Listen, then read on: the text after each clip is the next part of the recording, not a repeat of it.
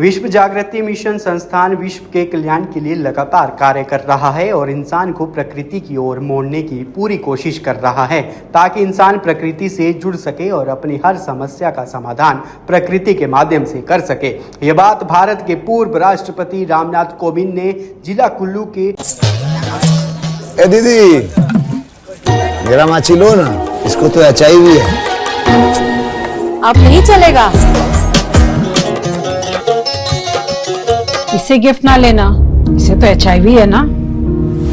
अब नहीं चलेगा। HIV स्टेटस के कारण भेदभाव करना अब नहीं चलेगा, क्योंकि HIV साथ उठने बैठने, साथ खाने पीने और हाँ गिफ्ट लेने से नहीं फैलता। आपके HIV स्टेटस के कारण कोई भी भेदभाव करता है तो इसकी शिकायत राज्य के ओम्बुड्समैन के पास दर्ज करें, क्योंकि HIV स्टेटस के कारण भेदभाव अब नहीं चलेगा। गुड़ दौड़ में विश्व जागृति मिशन संस्थान के कार्यक्रम में सम्मिलित होते हुए कही। पूर्व राष्ट्रपति 4 दिनों के अपने निजी दौरे के चलते जिला कुल्लू पहुंचे हैं।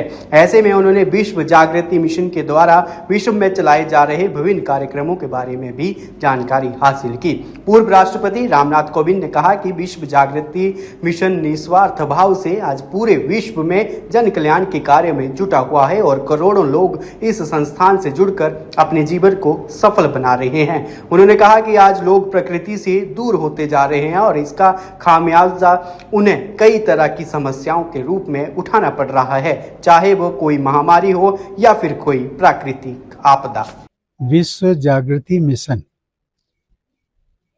जो पूरे विश्व में समाज के हर वर्ग, चाहे वो अनाथ हो, पीड़ित बच्चे हों,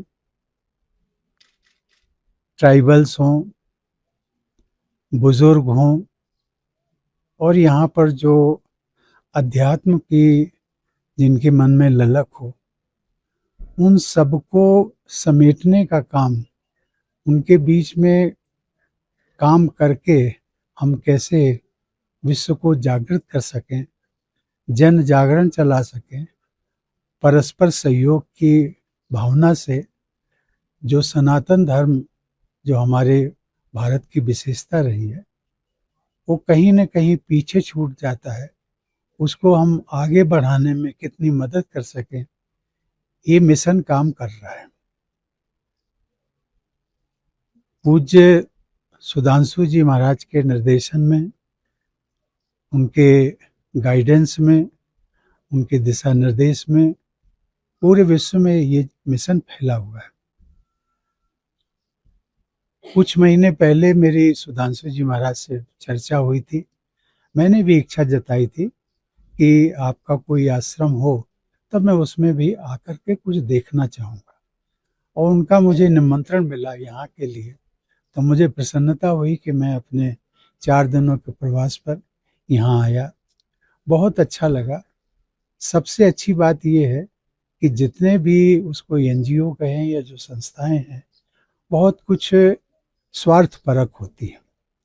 जन जागरण के लिए, परोपकार के लिए, जन हिताय के लिए बहुत कम संस्थाएं होती हैं जो आगे आती हैं और पूरे विश्व को एक समन्वयक, जिसको हम कहते हैं होलिस्टिक अप्रोच को लेकर के आगे चलती हैं।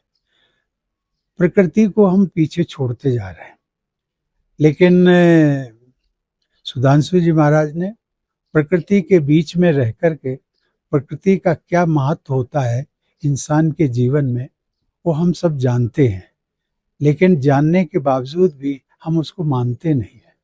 अभी रिसेंटली एक पूरे विश्व पर आपदा आई थी, कोरोना काल का, और हम सब जानते हैं कि यदि इंसान प्रकृति के सानिध्य में रहता तो शायद ये जो आपदा आई थी वो इतनी भयावह नहीं होती है। और उस दिशा में सुधांशु जी महाराज काम कर रहे, उनके करोड़ों लोग अनुयायी, न केवल अनुयायी हैं बल्कि इन उनके जो बताए हुए मार्ग पर चल रहे हैं। तो मैं उनकी और उनके पूरी टीम और उनके मिशन को जितने भी प्रशंसा की जाए वो कम है।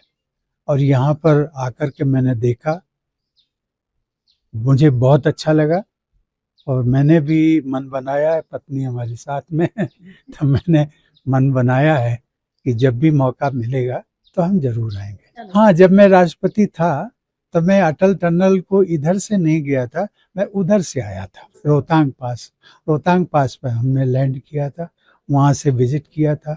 एक नदी भी है, उस नदी को भी देखा, उसके सौंदर्य को भी देखा, प्रकृति को भी बहुत नज़दीक से देखा, बहुत अच्छा लगा।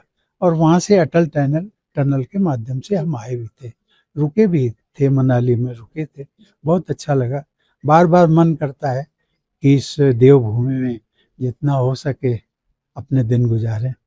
देखिए, मैं एक ही संदेश देना चाहूँगा, प्रकृति के सानिध्य में, उसके समीपता में आप जितना समय बिताएंगे बीमारियों से दूर रहेंगे, मानसिक तनाव से दूर रहेंगे। बहुत कुछ आपको प्रकृति से सीखने को मिलता है। एक तो अनुशासन मिलता है सीखने को, अनुशासन नाम की चीज़ हमारे जीवन में नहीं है, और हम जिस प्रकार की भाग दौड़ में लगे हुए हैं, मुझे लगता है वहाँ इच्छाएं कभी किसी की पूरी नहीं होती। प्रकृति हमें सिखाती है कि नहीं, इच्छाओं पर आप नियंत्रण रखिए।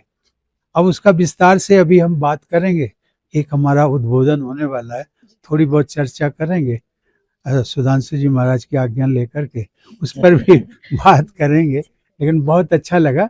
लेकिन हर इंसान को हम कहेंगे कि प्रकृति के समीप जितना आप रह सकें रहिए। यहाँ के लिए भी मैं कहता हूँ, ये हमारी जो व्यास नदी है, नदियाँ हैं, पर्वत है, ये सब प्रकृति के सही मायने में प्रकृति का एक जीता जागता स्वरूप है। और इनके नज़दीक जो हम एक पैसे के लिए, कुछ अपने लोभ लालच के लिए उनके किनारों पर हम जा कर के रेस्टोरेंट बनाते हैं, अपने घर बनाते हैं, और इसलिए कि वहाँ पर हमारी कमाई ज़्यादा हो जाएगी, मुझे लगता है ये न केवल प्रकृति के साथ अन्याय है बल्कि राष्ट्र के साथ में भी अन्याय है।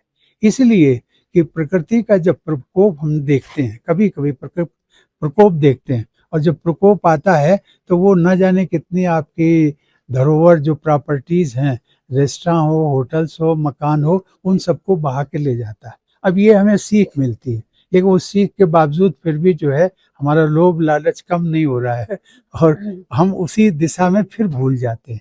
यही हमारी सबसे बड़ी गलती है।